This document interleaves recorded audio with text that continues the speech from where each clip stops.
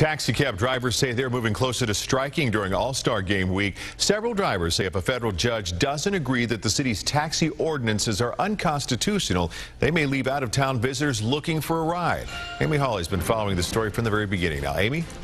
Well, the city of Kansas City limits the number of permits it issues to 9 taxi cab companies. That means if you want to start your own taxi company, you're out of luck. And drivers who are growing increasingly frustrated say a strike could put Kansas City's taxi cab business on a bumpy road. When Gamacho came to America from Ethiopia, he dreamed about all the possibilities that come with a free market country. But the American citizen says that's not what's happening in Kansas City's taxi cab business. I'm still really grateful and appreciated about even earning this opportunity. This is great. But what we're demanding is this is a free enterprise, and we have to follow that, and that everybody who's doing the business is also they have to abide by that rule.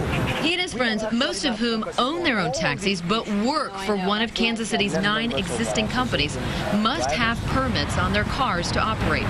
The city said it limits the number of permits to those companies to help it better control cab quality and driver behavior.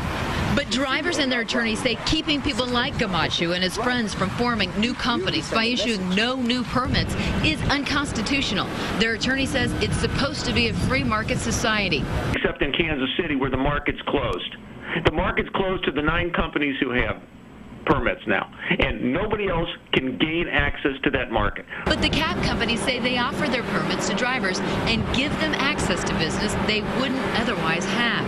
However, Gamacho says that comes with a hefty price. Companies offer a $375 permit to drivers for an average $13,520. The drivers, who say they have to wait hours just for a $50 fare, say the system feels a lot like the place they came from.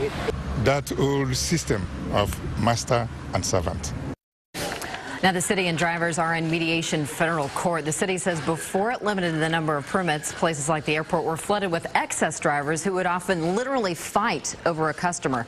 But the driver's attorney says it may be even more rogue to favor one business over the other. The city says it will not allow a strike to happen. In the newsroom, Amy Hawley, 41 Action News.